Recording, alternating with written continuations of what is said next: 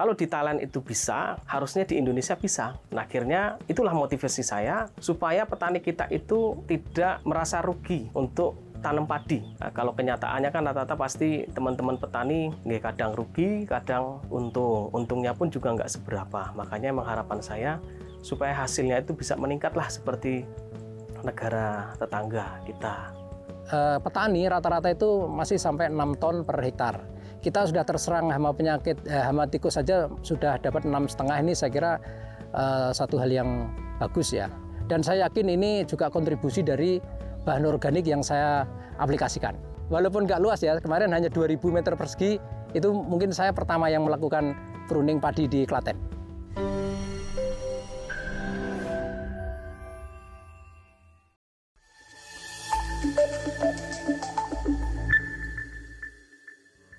Perkenalkan, nama saya Agusti Pratama Ulhusna. Saya berasal dari Purworejo. Kebetulan saya pemilik usaha rumah produksi pupuk organik. Pada proyek hari ini, kebetulan saya ada penanaman padi organik dengan teknik pruning. Jadi semua perlakuan pemberian pupuk itu menggunakan aplikasi pupuk organik dari kita, dan alhamdulillah kemarin sudah dilakukan panen uji sampling pertama. Kalau hasilnya, kalau dari teman-teman petani yang sudah melihat langsung dan diambil rata-rata, hasilnya memuaskan dan insya Allah hasilnya bisa 10 ton per hektar dengan menggunakan metode padi pruning dengan aplikasi pupuk full organik. Lokasi proyek saya kali ini ada di daerah Klaten Delanggu.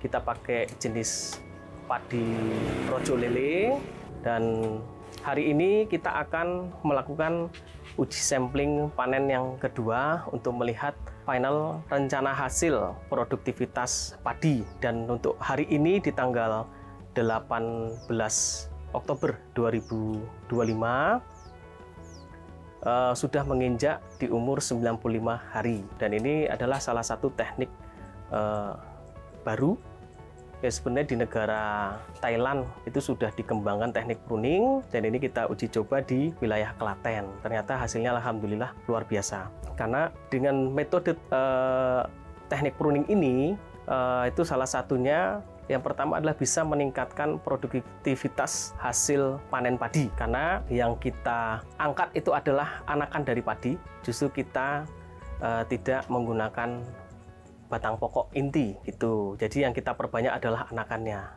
Terus keuntungan yang kedua itu adalah sebagai pestisida nabati atau organik. Itu adalah salah satu upaya kita untuk menghindari dari serangan hama seperti tikus, seperti walang sangit atau wereng.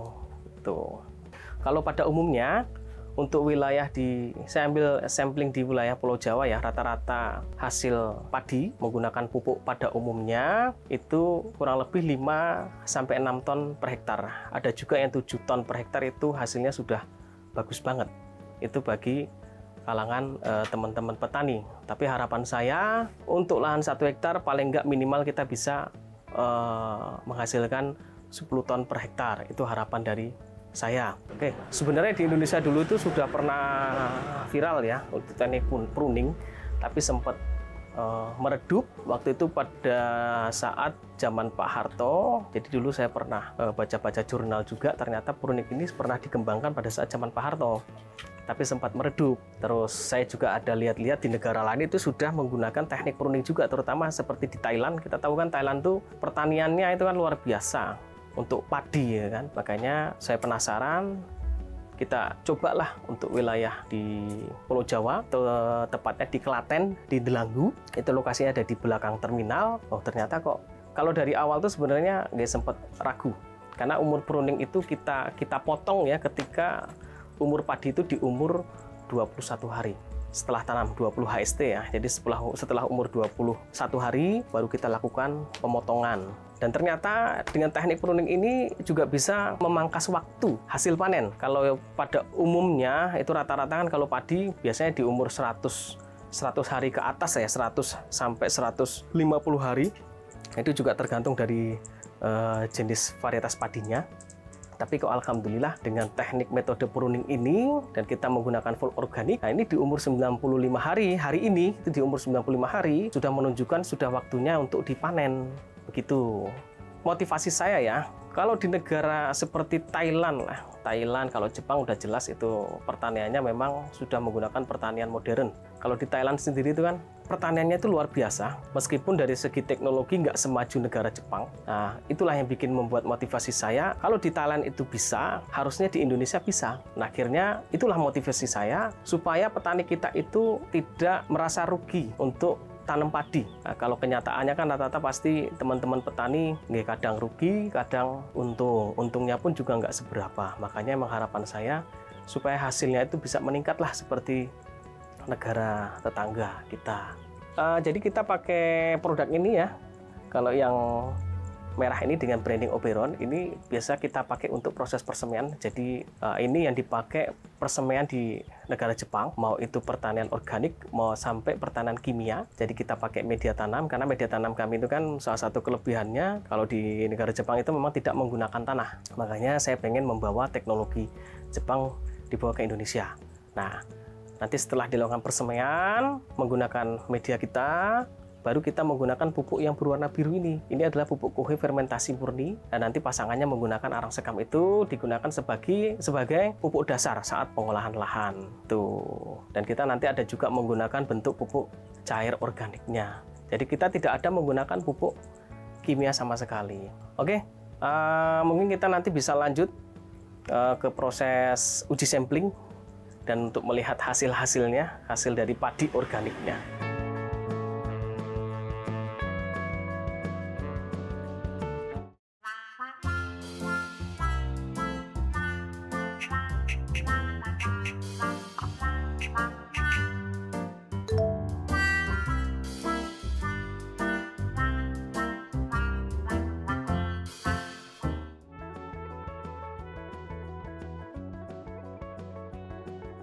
Perkenalkan, nama saya Ifut Ansori. Saya petani. Saya tinggal di Kota Solo, tetapi lahan yang saya garap di kawasan Klaten, Karanganyar, dan sekitarnya. Di lokasi ini saya menanam padi varietas Rojo Lele sekitar 2 hektar, 7 patok kalau di sini ya, masing-masing satu patok itu 2.800 meter persegi. Oke, ini saya nanam secara konvensional ya, dengan memakai persiapan lahan mekanis, kemudian tanam masih manual, dan jarak tanam memakai konvensional.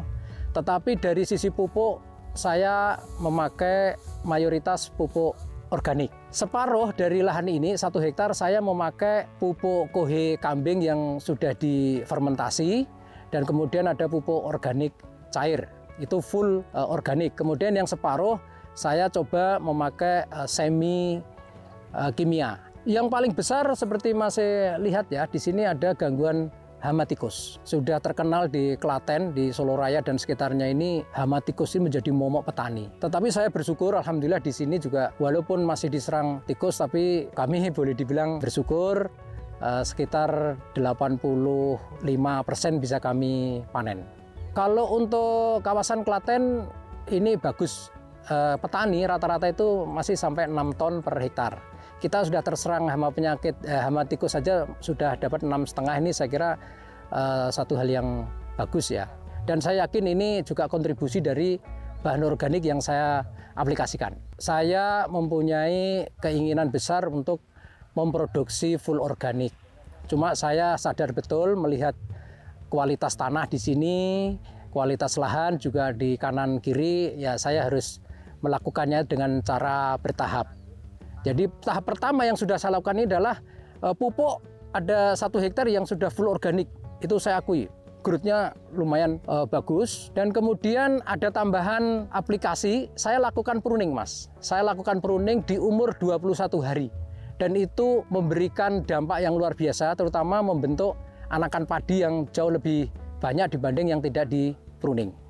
Dan kemudian rojo lele ini Mas, ini biasa dibudidayakan petani sampai panen itu memerlukan paling tidak itu 110 hari. Tapi di lahan ini, Masnya lihat sendiri, ini beberapa hari ke depan ini sudah panen. Ini sudah ada persiapan panen. Jadi hanya sekitar 100 hari. Jadi dengan bahan organik itu bisa memangkas waktu panen itu sampai hampir 10%. Saya terus terang tahu juga dari sosial media ya, seperti YouTube itu kalau di Thailand, di Vietnam itu sudah biasa. Tapi di Indonesia, apalagi di Klaten itu, boleh saya mengklaim itu walaupun nggak luas ya, kemarin hanya 2000 meter persegi, itu mungkin saya pertama yang melakukan pruning padi di Klaten. Dan hasilnya bagus, dengan pruning itu bisa menambah anakan padi itu sampai 10%. Aplikasi pupuk organik di lahan sawah, terutama di lokasi ini, kemarin kita evaluasi ya. Kalau positifnya tadi saya sampaikan itu impact terhadap growth ke productivity itu sangat bagus. Ada hal yang terutama yang harus kita waspadai itu terutama di awal itu growth-nya belum begitu nampak. Apakah karena ini ya selama ini ditanam dengan pupuk kimia, atau karena lahan ini sudah beberapa lama, ada yang 4 tahun di sini tidak terkelola, itu saya masih harus perlu cari cara. Tapi growth di awal itu, pertumbuhan di awal itu agak melambat. Jadi tim saya kemarin sempat ragu, apakah ini harus ditambahi pupuk kimia gitu. Tapi kemudian setelah umur sebulan baru muncul pupuk organik itu. Jadi saya punya dugaan bahwa pupuk organik ini memang perlu waktu, apalagi yang diambil dari fresh itu semacam slow release. Nah, artinya saya masih punya keyakinan juga dan dugaan saya di rotasi kedua nanti justru pupuk organik ini masih waktu aplikasi pertama itu masih memberikan dampak di rotasi kedua. Itu masih yang mungkin perlu diwaspadai dan perlu kita sikapi dengan ya jangan terlalu khawatir, tapi terus kita pantau, kita monitor. Saya mengajak ya kepada teman-teman petani, ya saya mulai dari diri saya sendiri, bahwa saat ini ada problem masalah kualitas tanah yang menurun, diduga akibat pemakaian pupuk kimia yang terus-menerus. Kita tidak bisa lagi nampaknya ya harus kembali ke pupuk organik. Konsep lama seperti orang-orang tua kita, kakek nenek kita dulu, kalau yang namanya punya sawah itu ya punya sapi, punya kandang kambing, punya kandang ayam. Nah, itu bisa memproduksi kohe dilakukan pengomposan atau fermentasi, itu nanti kembali ke sawah. Jadi untuk memperbaiki kualitas tanah itu memakai pupuk organik. Ya, salah satunya dari pupuk kandang. Saya punya satu keyakinan ini akan menjadi sustain. Jadi kelestarian di pertanian, terutama di sawah yang luar biasa intensif, ini harus dilakukan kembali perbaikan tanah memakai bahan organik. Oke, terima kasih. Ini yang bisa saya sampaikan dan saya sharing pengalaman kami di dalam establishment atau pembangunan sawah di Delanggu ini, dan mudah-mudahan ini juga menjadi evaluasi kami sendiri ya, kemudian jadi pembelajaran untuk kawan-kawan yang lain ya, yang bagus bisa diterapkan untuk teman-teman yang lain ya, seperti pemakaian bahan organik maupun teknik pruning.